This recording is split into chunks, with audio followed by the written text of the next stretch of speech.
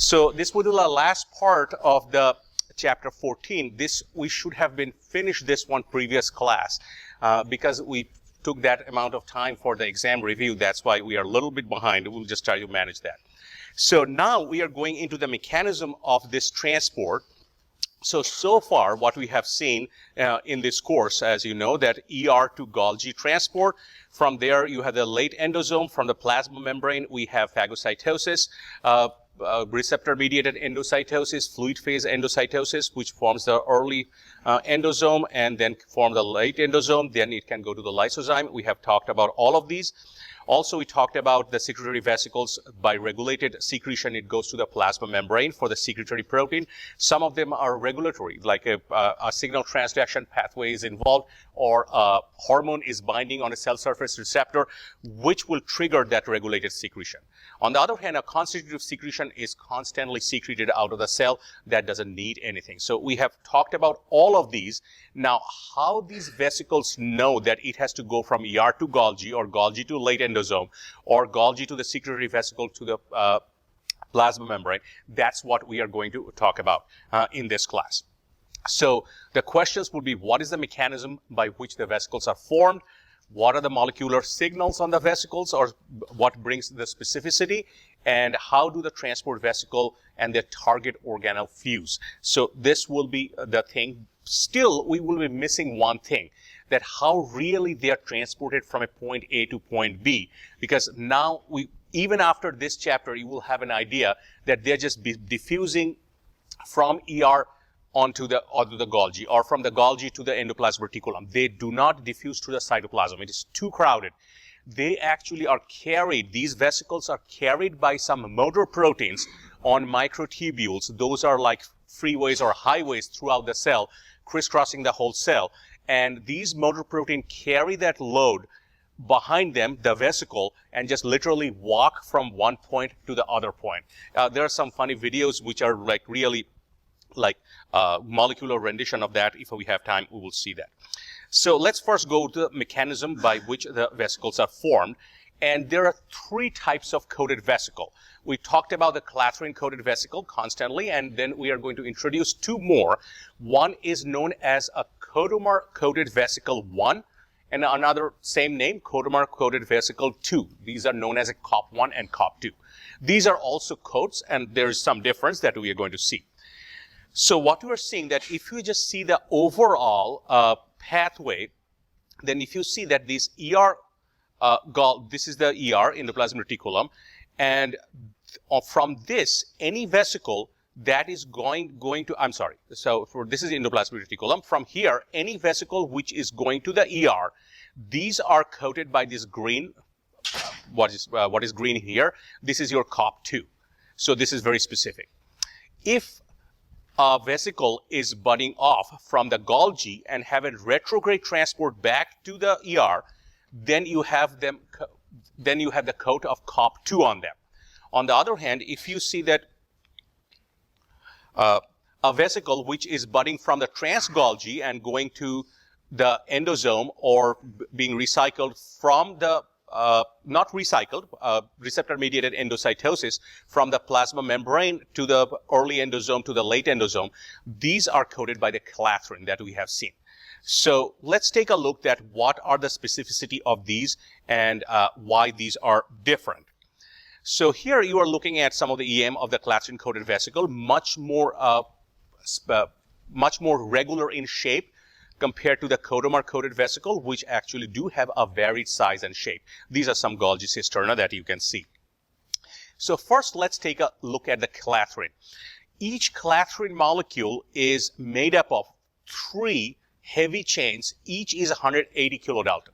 So these are really large, and these at the tip is a binding site for assembly of the particles. Sometimes there are some different proteins are also attached and involved. We will not go into the details. Say, for example, there is a protein called AP2 that is attached onto the Clathrin, which are binding to the plasma membrane. But just for now, think about that this is the binding site for assembly of the particles.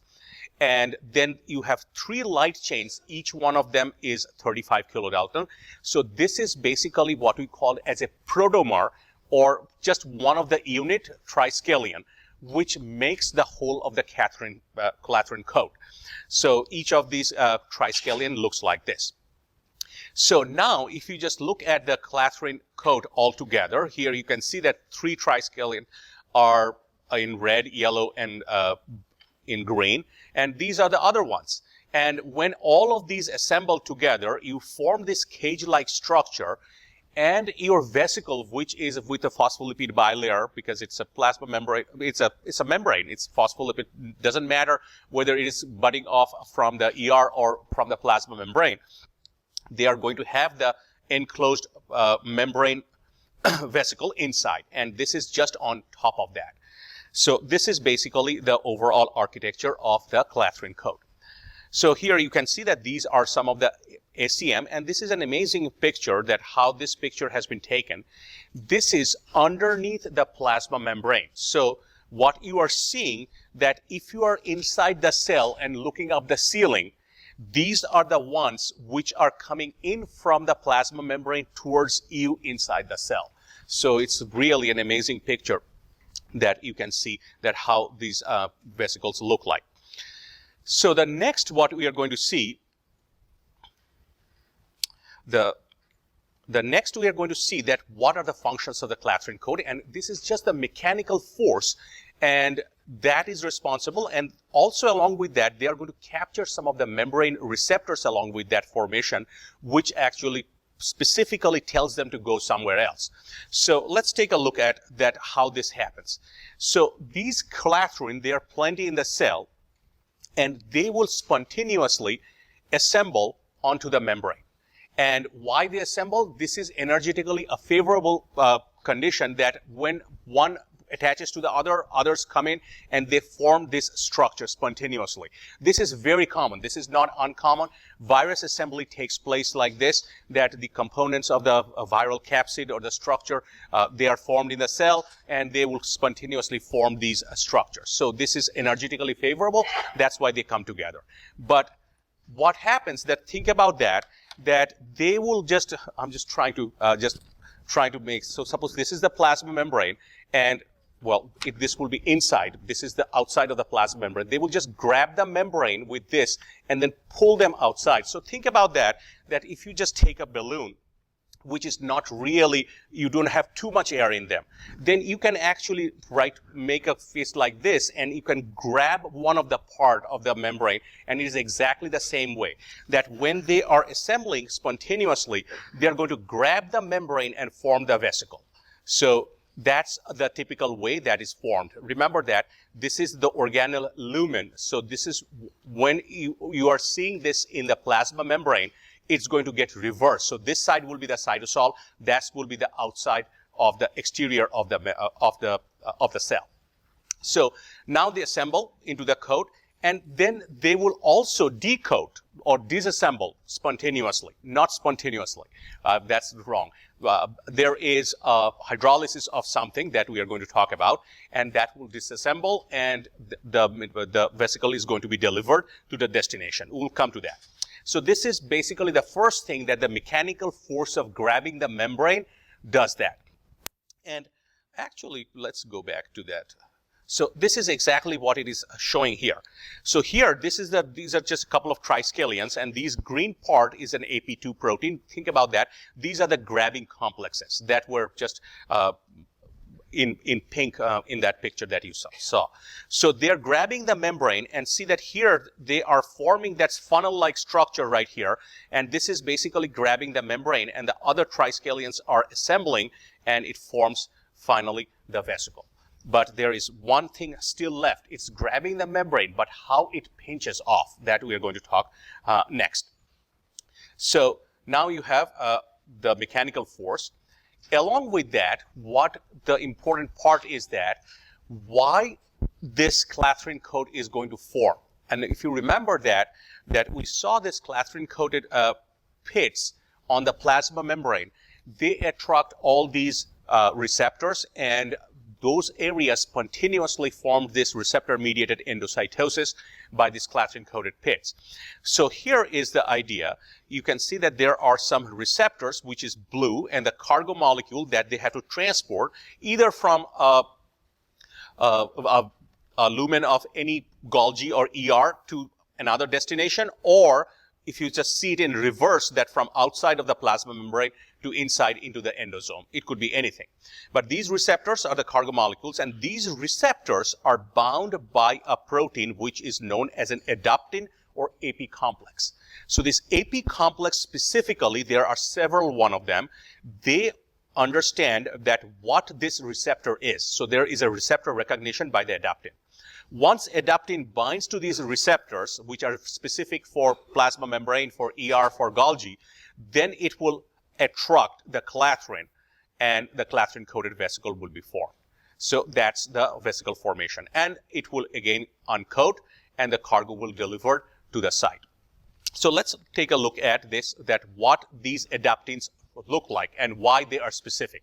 So if we are look at the plasma membrane, most of the receptors that are on the plasma membrane, they do have this sequence. See that this is the C-terminal end, and this is protruding inside the cytosol. So this is the cytosolic phase, and you have a phenylalanine, arginine, then X, any amino acid, tyrosine. So tyrosine, phenylalanine, these are the two hydrophobic, and you have a charged amino acid after that. So you have a phenylalanine, arginine, X, any amino acid, tyrosine. This is the signature sequence, and this is understood by the adaptin that this is a cytosolic receptor recognition. So if this happens, it will form the clathrin-coated vesicle and bring this molecule to the endosome. This is one recognition. On the other hand, you can easily see that this happens in the Golgi. You have a specific receptor for the M6P. This is, we have already gone through that. This is your mannose-6-phosphate receptor. So all enzymes which are destined for the lysosome are going to have this M6P or the mannose-6-phosphate signal on them. If they have that signal, the cognate receptor will have a couple of amino acids, and these amino acids could be anything. It is not very specific or anything, but you will have 4 of these amino acids next to each other. They can be phosphorylated, and these are the phosphorylated amino acid which is recognized by another adaptin. And if this is recognized by this specific adaptin, this is going to go to the endosome. So this is basically the differentiation between that, how it is understood that one is coming from the plasma membrane to an early endosome, or it is destined towards the lysosome. So these are the specificities. So the last part that we are going to talk about, that we saw that, okay, all right, the membrane pinching or the mechanical force is provided by the clathrin, but really what cuts this membrane off? That's the final thing here. So here is a protein which is known as a dynamin, and this is like a spring-loaded structure, and this severs that vesicle out of the membrane. So it tightens the collar out, and then finally when these two leaflets, see that here you have a membrane, both outer and inner leaflet. Here you have the membrane, outer, inner leaflet. When just by this spring action, when these two membranes come together, so you will have 4 leaflets, 2 membranes, one membrane phospholipid bilayer here, another phospholipid bilayer here. When they merge together, they will get rearranged, and the pinching off occurs at that time. And we'll see that in a movie at the end, that how really this happens, or the reverse of that, how the fusion happens. So here is an electron micrograph of just a vesicle that is being pinched off, a clathrin-coated vesicle. So this is the mechanism by which the mechanical forces of clathrin makes the vesicle, and then dynamin pinches it off, and it goes towards the destination. So here you have the codomer-coated vesicles, and you have the COP1. Now they are very specific. The COP1 makes the intra-Golgi traffic, that from one cisterna, say from the cis phase, it moves the traffic towards the trans phase. And also, it is responsible for the Golgi ER retrograde traffic. If some of the enzymes, which are ER resident enzyme, if they are released by chance, or they are transported towards the Golgi, the COP1 coated vesicle will bring them back towards the endoplasmic reticulum. On the COP2, on the other hand, is only to the ER to the Golgi traffic that we have seen. That is just one way. And the codomer is a large protein complex, and there have 7 subunits, and we are not going to talk about individually of them. in here beyond the scope of this class. Now, here we are kind of switching gear and talking about a protein which will help to understand the next thing. So in this trafficking process, lots of GTPases are involved. These are small molecular weight GTPases, and these are known as the molecular switches. So what exactly these molecular switches do? So when these proteins are bound with a GDP, guanosine diphosphate, they are in an inactive state. And then there is a factor which we call as a guanine exchange factor, or guanine nucleotide exchange factor, or guanine nucleotide releasing protein, GNRP, GEF. They come with various names, does the same thing. So what this protein does, that it will replace the GDP with a GTP. So just very simple function. So from GDP, now the protein is added with a GTP, and now this protein is in a functional form. And most of the time, the GTPases will do something. It changes the conformation of the protein that is involved in protein trafficking. And usually a part of the protein which is hydrophobic comes out, which was earlier buried inside. And we'll come to that. Do not have to write. And that will insert that protein into the membrane. Most of the time, that is what is done.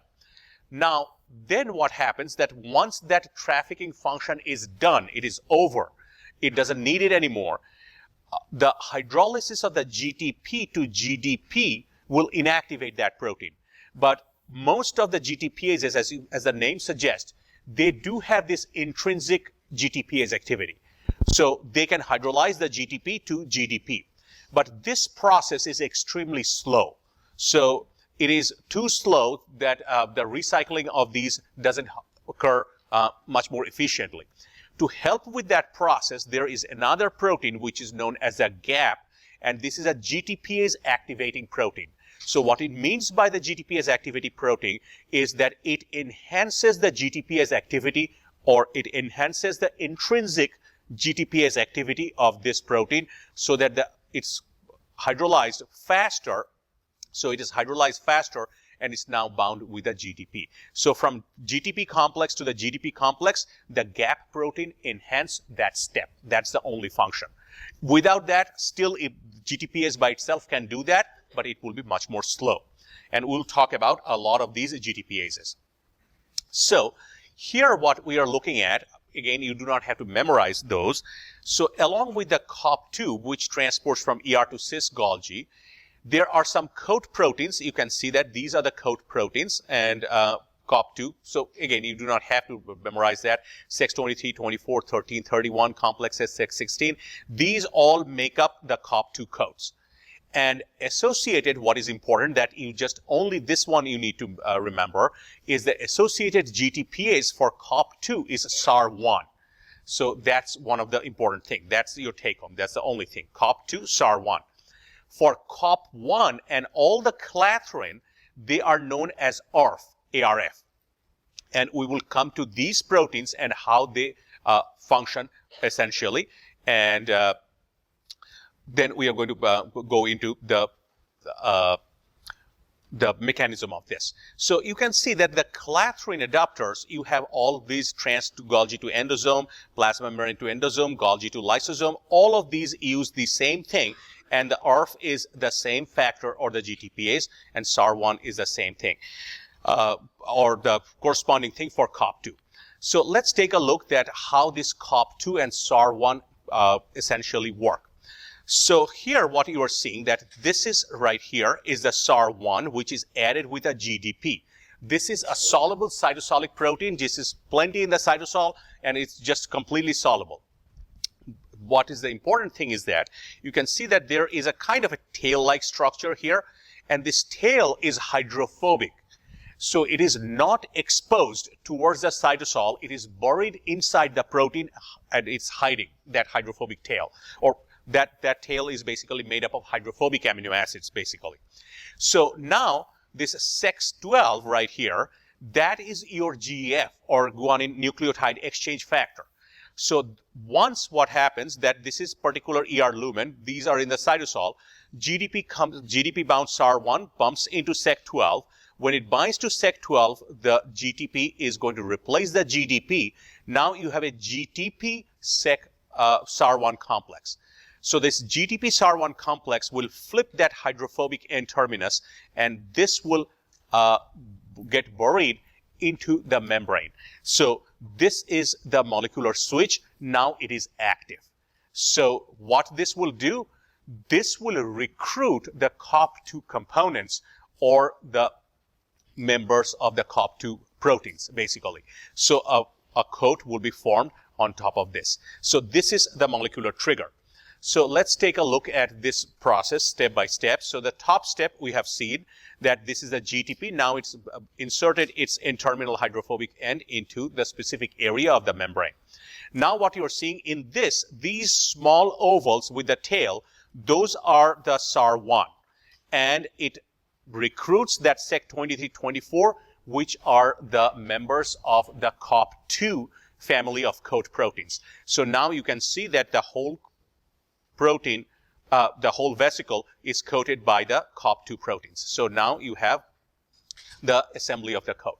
Now, along with that, what you are seeing that as this is being done, you also seeing that there is a slight little bit difference in the color. So make sure that you see this.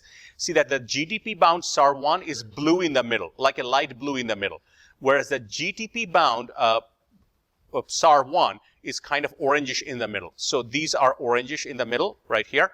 Now you are seeing that still there are some orangish one, but some of them have become blue. That means that there is hydrolysis of GTP, and these inorganic phosphates are coming out. So gradually these are being hydrolyzed, and this is also with the help of the GAP1. Remember that has not been shown, but this GAP1 is involved in this process as well. And when this happens, the coat comes off. So you can easily see that the coat comes off. So now, along with that, which is not shown, that what else is inside the vesicle. So inside the vesicle, you have the cargo, and you have a specific receptor for that as well. And along with that, there are some other proteins, and we are going to come to these, that what are these other proteins? These are some of the recognition proteins which specifically brings these vesicles from one place to the other and imparts the specificity. So here is ARF, which is the ribosyl factor, and this factor is a monomeric GTPase as well, and it's also play an important role in your coat formation with COP1 and clathrin. So what you're seeing that in the ARF, you have an acyl tail of the fatty acid, and in the GDP bound form, this fatty acid tail is inside the protein. When it exchanges the GDP with the GTP with the guanine nucleotide releasing protein, GNRP, which is same or homologous to E or GEF, guanine exchange factor or guanine nucleotide exchange factor, it is the same protein, same kind of protein. When it exchanges, the GTP ARF is active, and that acyl chain, which is the fatty acid tail, which was buried inside, that flips out, and it buries the protein into the plasma membrane. Same function, just two different names used by two different class. This is used by the COP1 and the clathrin. So this is the same way that the assembly happens with the COP1 and clathrin. All these greens are the active ARF GTP. These are attached with the membrane, and the coatomer on top of that will pinch the membrane off. And the coatomer assembly will happen spontaneously because they have the affinity for the ARF. All right, so first clicker question.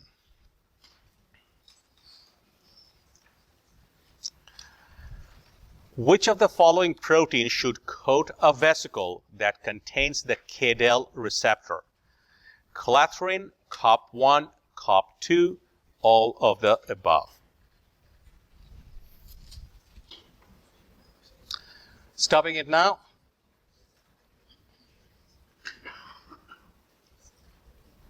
Good.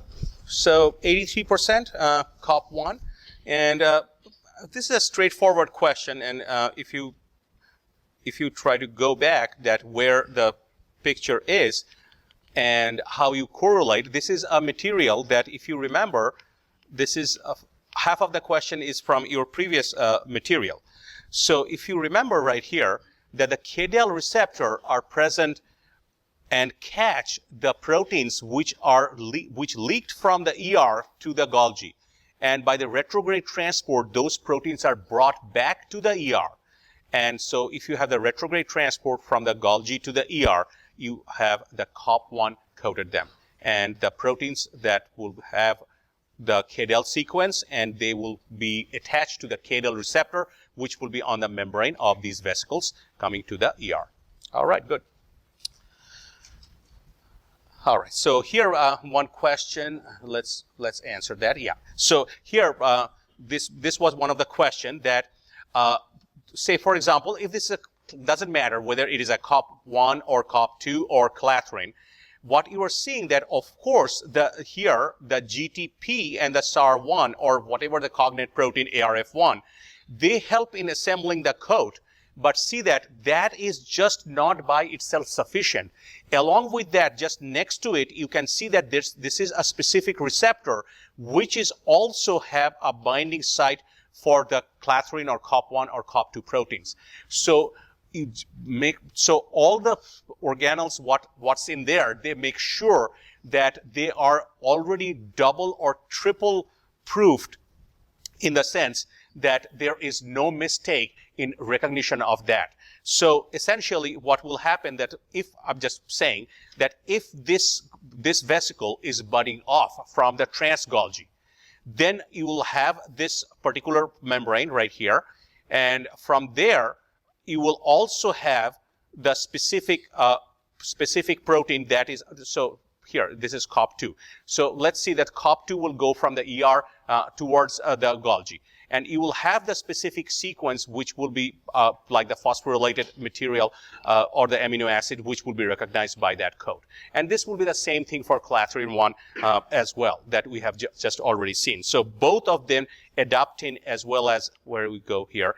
So this adaptin is also recognized by the clathrin COP1 or COP2, depending upon that. And the second one is the GTPase is also recognizing that. So that just make sure that they are doubly safe to transport. So next part that what we are seeing is that what's the molecular signal on vesicles that cause them to bind to the appropriate target membrane. This is also another one. This is also another specific. So you can see that these are the tier of specificity that make sure that they go to the proper destination. Now what you have that the donor organelle, which could be ER, this could be Golgi, this could be the plasma membrane. They do have these V snares, and snare is for SNAP receptor. And the donor organelle have the proteins which are, these are several different types of proteins. These are called V snares, and they are very specific. If you look at this V snare right here, this is a kind of like a triangular shape, like a V shape, whereas here this V snare is kind of like this round shape right here. On the other hand, if you see that this is on this side, you have the target organelles, and this could be anything, lysosomes, Golgi, depending upon what it is. You have in compartment A, suppose this vesicle needs to go to the compartment A, they will have a corresponding what is known as a T snare, which is known as a target snare. Vesicle snare, V snare is your vesicle snare, T snare is your target snare. And it does have a corresponding shape. You can see that it can fit into that V-shaped structure. Here you have a round structure which can fit into that round structure. So you have almost a lock and key mechanism to go to a specific vesicle from one place to the other. And that's the reason that the vesicle trafficking is extremely specific. It only goes and fuses to the specific area where they will find the exact lock and key mechanism through the T snare. That's why that is very specific. And this snare hypothesis was proposed initially by James Rothman in the 1990s. And in 2013, he got the Nobel Prize in Physiology and the Medicine. This was one of the most important discovery that how the vesicles recognize that where they need to go in the cell. So how this happens. Now we are looking at that small picture in large. So here you have a vesicle, which you have the soluble cargo. Some of them are associated with the membrane cargo receptor protein, which is recognized by the clathrin, COPS, doesn't matter. It could be anything. Say, just giving example that if it is from the plasma membrane, they will have to have that phenylalanine, arginine, X, and the tyrosine sequence.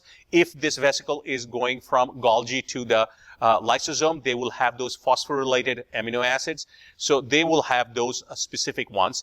And the adaptins, which is not shown, this will be added on top of that. The adaptin will recognize that. And on top of that, this will be added. So that's the only thing that is not shown here. So on the other hand, you can see that these are your GTPases, GTP binding protein. These are also responsible for the recruitment of the coat protein. And another thing that you are seeing, that is the only thing that you see here, right here.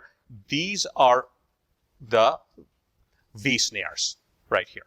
So you can easily see V snares.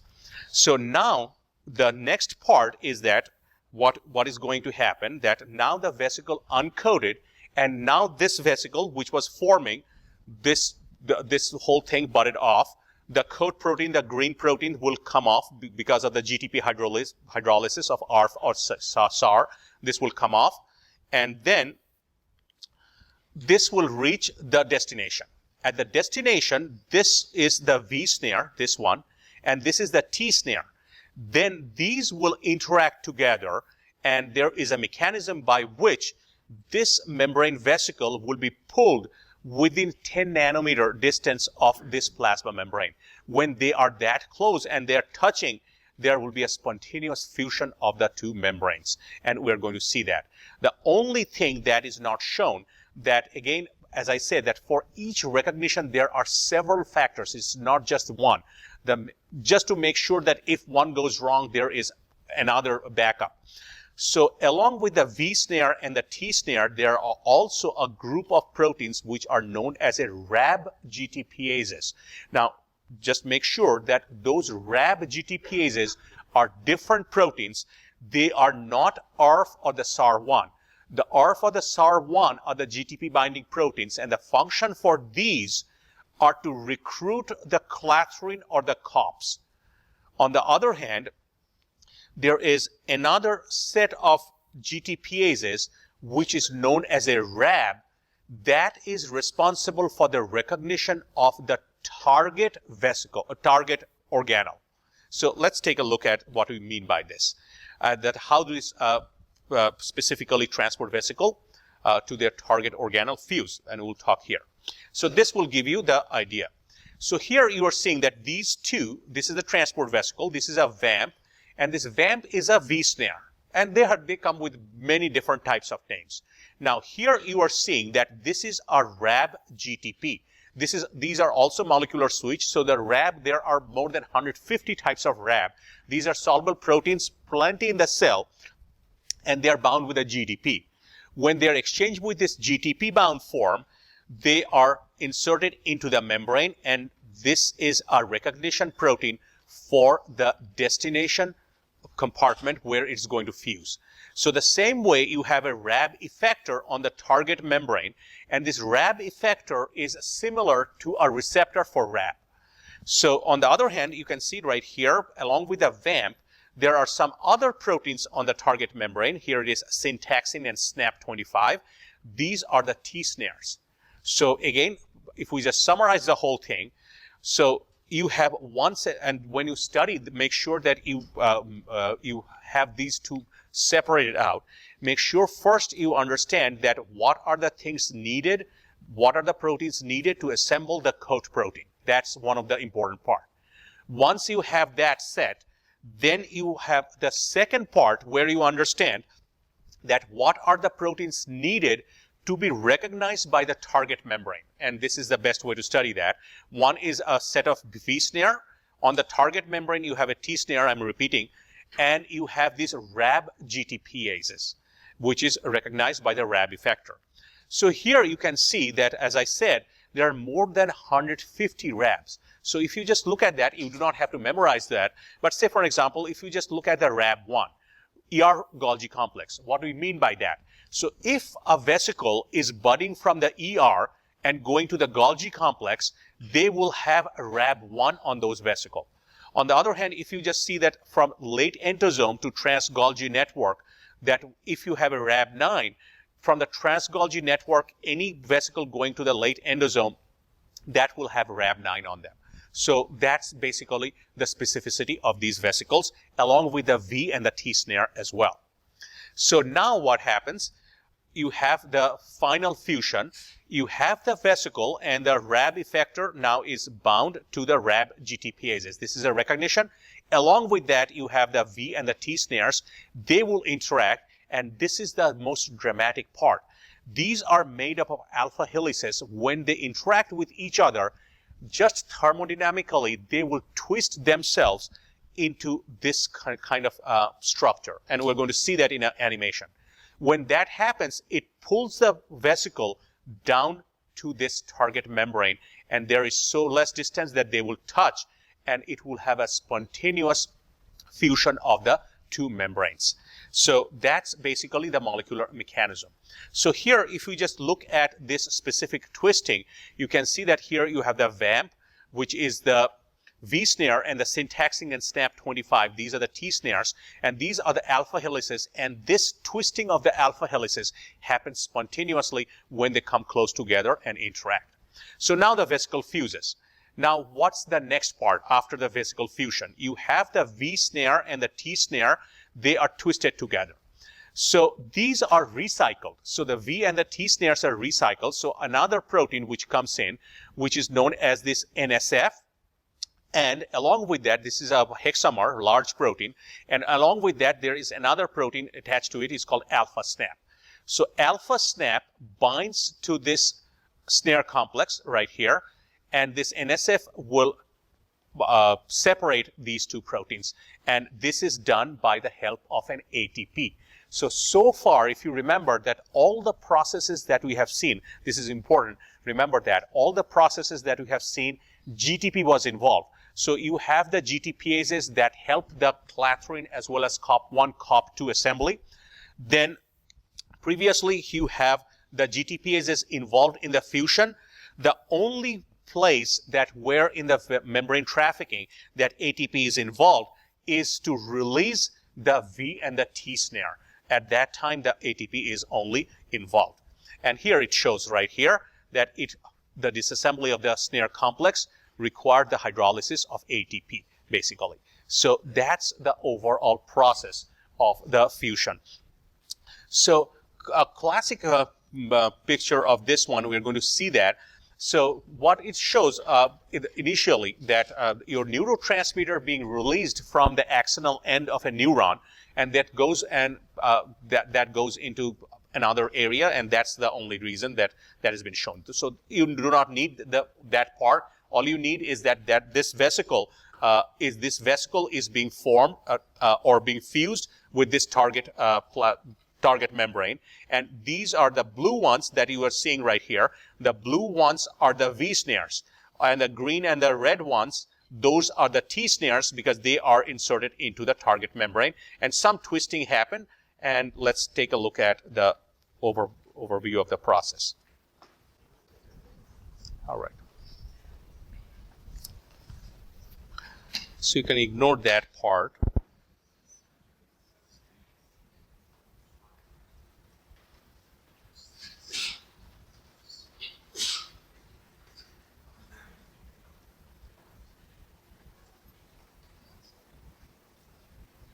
So that's the interaction of the snares and the phospholipid. They will spontaneously fuse, and that's the process basically. And all you have to do is, like, when these phospholipids touch, this fusion will constantly happen. That's your alpha SNAP, NSF with the ATP. They will separate the proteins out. Yeah. So that's the overall process. Next clicker question.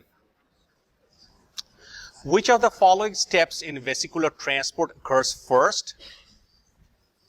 Assembly of V and T snares, disassembly of snare complex, assembly of vesicular coats, disassembly of vesicular coats, association of Rab with Rab effector.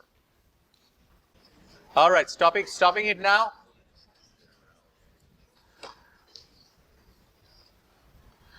Yeah, assembly of vesicular coats. That's correct answer. Yeah, that's correct.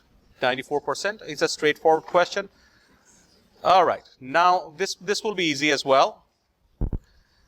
Which of the following steps in vesicular transport of proteins require hydrolysis of ATP? Assembly of snare, disassembly of snare, assembly of vesicular coats, disassembly of vesicular coats, dissociation of Rab with Rab effector. Good, everyone stopping it now. All right, 97%. We just talked about it, so and it was visual as well, so that is correct. Disassembly of the snare complex by the alpha SNAP and the NSF, that was correct. All right, so one of the questions that is being asked, that how these vesicles know that it needs to go from one place to the other. Do they bounce around and then just find out something like that? It is a little complicated for that. So they are loaded with a motor protein to a destination and they just go. So I mean, like literally it's like, okay, all right, this is your I-85. This goes from here to here. So you have a specific highway in there where it is loaded onto the highway and it goes right at the destination. It is that specific. We're not good. That is the only part that we are not going to talk about it here.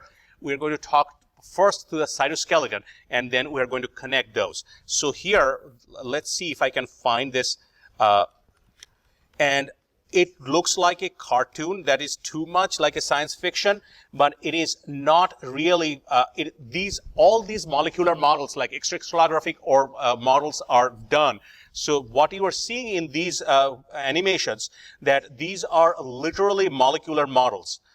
So here you are seeing that a microtubule is being assembled, and these are very specific. This is the disassembly of the microtubule. So now here you are seeing that you have a specific vesicle that is attached to a motor protein, and this is either a dynein or a kinesin.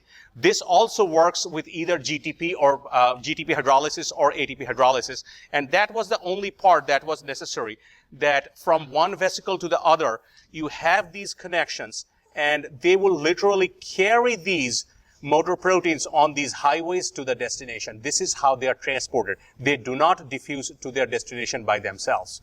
And we're going to talk about that in the cytoskeletal part. That this is the cytoskeleton part 1. And we'll just start and then we'll finish that because we were supposed to start this today itself. So we are a little bit late. So the next part, which is the module 2.2, it will be the cytoskeleton, and this plays a role in the cell's ability to adopt various, I'm just reading the slide, adopt a variety of shapes, carry out coordinated directed movements. We just saw that right now. So that's one of the function to answer that question, that they are directed to a specific area. Divide the cell division, and organize its intracellular space so that each thing is, because it is so crowded, the cytoplasm, the diffusion doesn't happen spontaneously, or movement of these vesicles doesn't happen, and they can organize these area. Now, the most important part is that you already know that it's a very dynamic and complex structure. It is not rigid, and it is constantly changing. So you just saw the video where you saw in one video that a microtubule is being assembled, and in another one it is being disassembled. This is constantly happening in every cell as it is.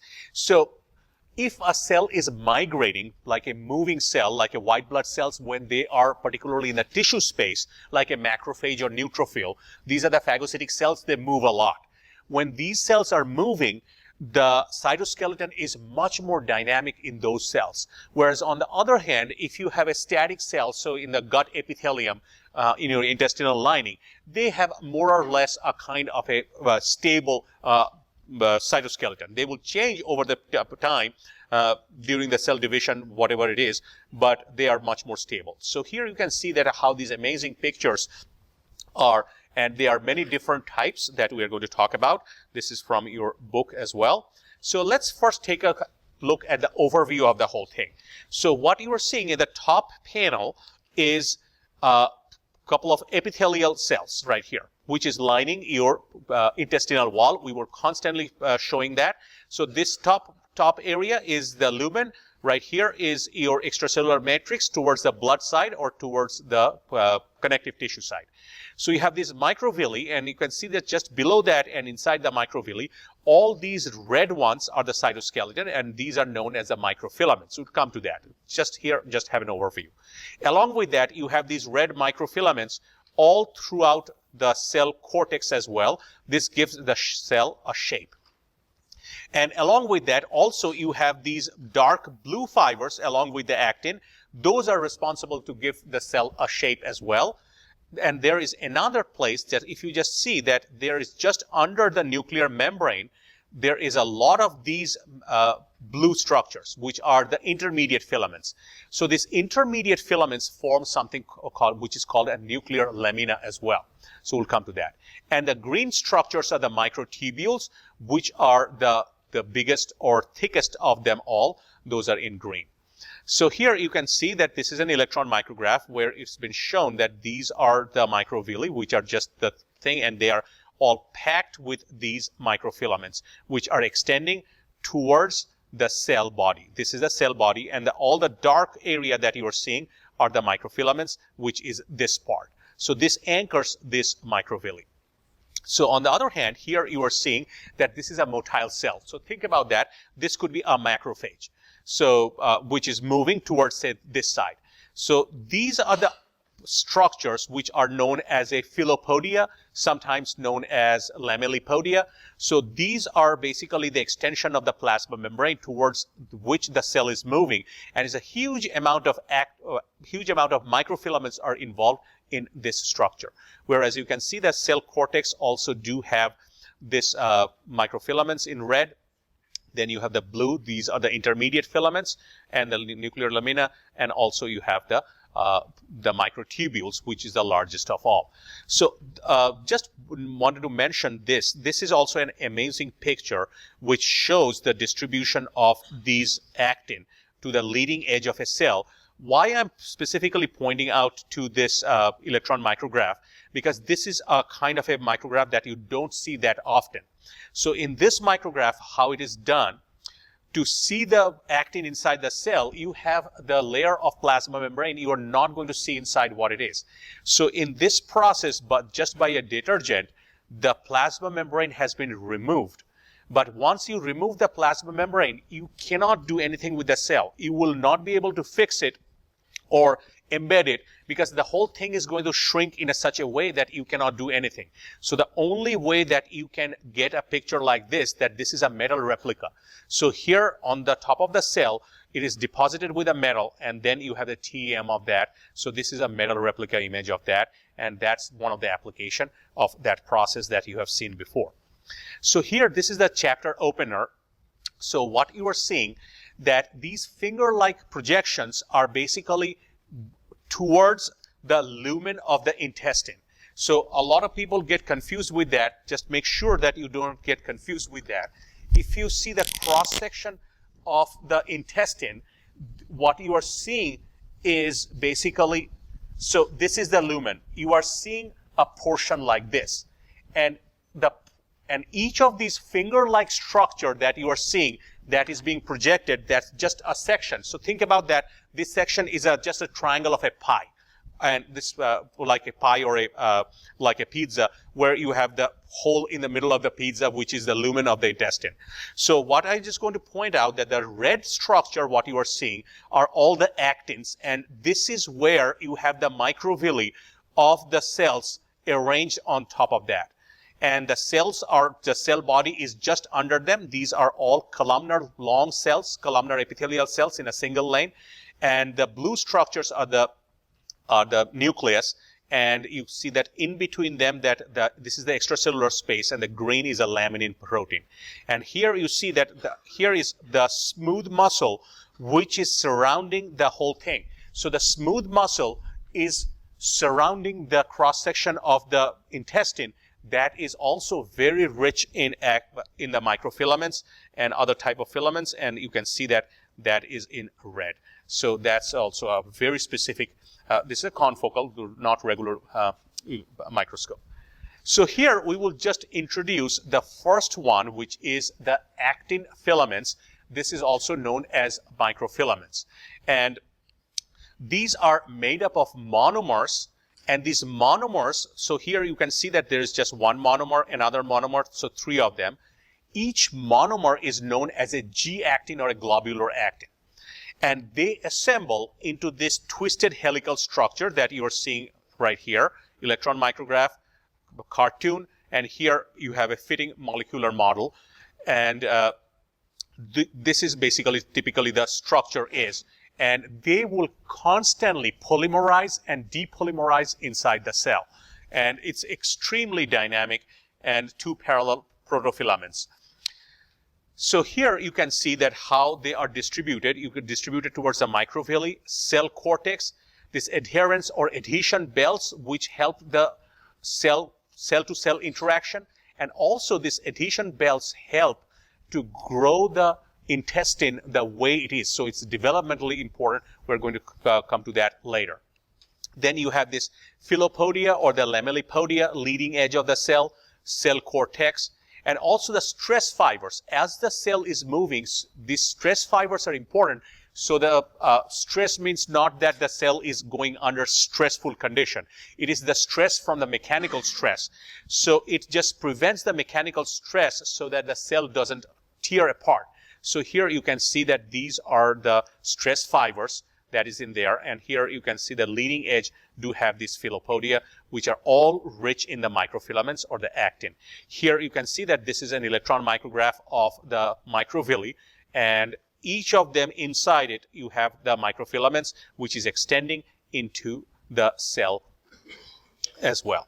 And also very important that when the cell divides, it forms a contractile ring so that the 2 cells actually separate out. That is also done by the microfilaments. These are some of the overview of that.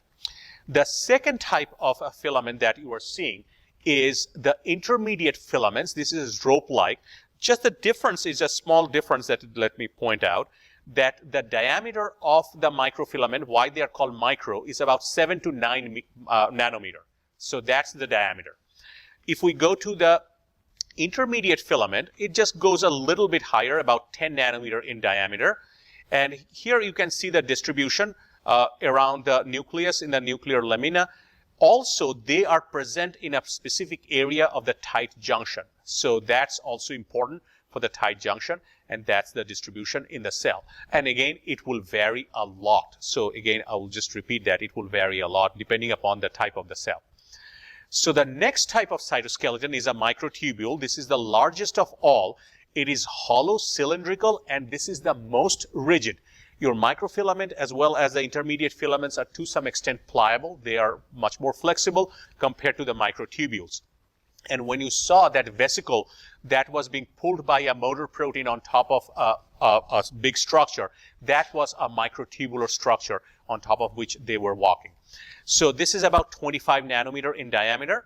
And you can see that one of the biggest example of that, there are other examples which is not shown, but here is specific one is that the microtubule organization center is at the centrosome of the cell. Centromeres have 2 centrosomes, and each of the centrosome is the site from where the polymerization of these microtubules happen during the cell division.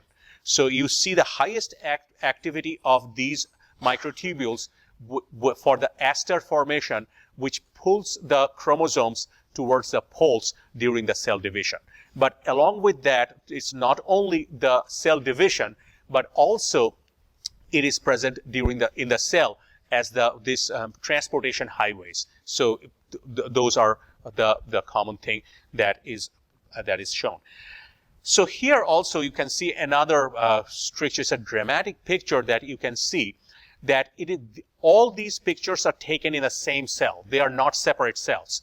So what you are seeing that all of them have a specific antibody against microfilament, microtubules. Then you have the intermediate filaments, and they were added with a different fluorophore. So they were taken. So right here you can see the actin microfilament, and then you see the microtubule and the intermediate filament. So if you look at the microtubule and the intermediate filament, it looks like these two have a kind of a similar kind of a spider web-like distribution. They're not exactly the same, but the pattern looks similar. Whereas you can see the microfilament, they are straight lines, and the distribution of the microfilaments as a cytoskeleton is dramatically different compared to the microtubules and the intermediate filament.